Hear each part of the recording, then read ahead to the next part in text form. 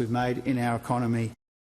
And watching that across the House of Reps chamber was the Shadow Treasurer, Ted O'Brien, who joins me now from Canberra. Ted, many thanks for your time. I just want to start really with this whole situation about, whose fault is it that we've suddenly got a spike in inflation? And as a result, there are no interest rate cuts on the horizon for perhaps the next 18 months or so until inflation gets back into its band.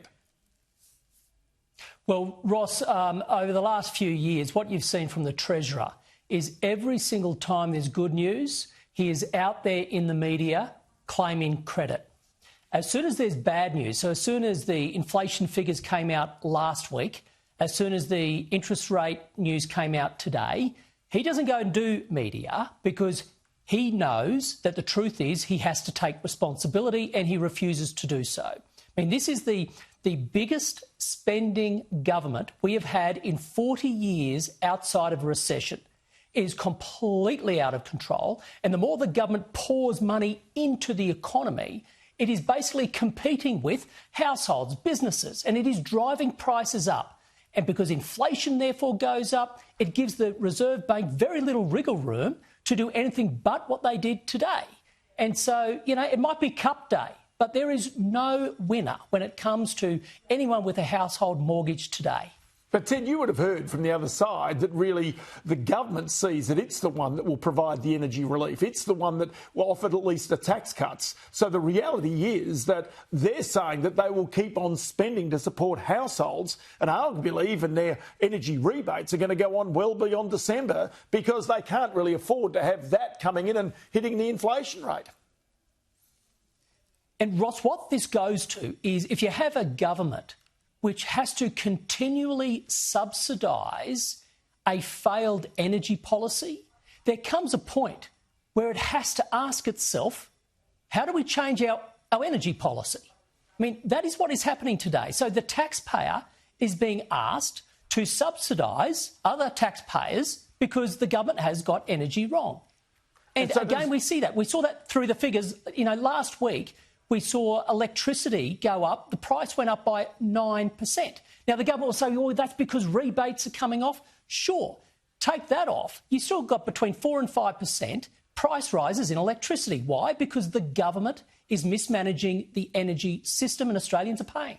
And so does that go to the heart of the decision that the coalition, or in fact the Liberal Party, has to make about net zero? Because if you abandon the net zero commitment, then what happens is, arguably, you can get different forms of energy into the system, into the grid, and as a result, you get that in more quickly, taking some pressure off the supply.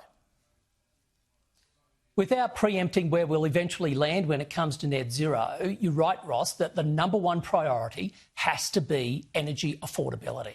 There's just no doubt about that. It's not just households who are hurting right now. Businesses are closing, industries are collapsing. We are offshoring sovereign capability, and this is just the start because prices are only going to go higher and we'll just keep feeling it as a country, which is why the risk under the Albanese government is we become poorer, weaker and more dependent on foreign supply chains. That is not the future Australia that we should have. So then take me to one other aspect that Paul Bloxham spoke about. The economy is not growing. Its average long-term run rate is 3%.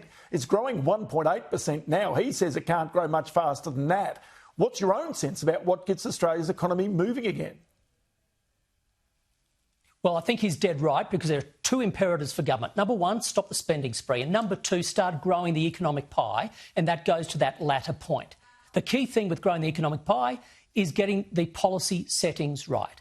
Now, that is everything from energy to taxation to regulation.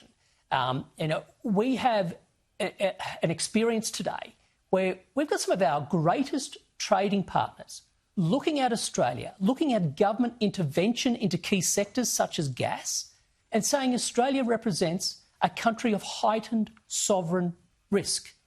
I mean, this is a huge deal for our economy.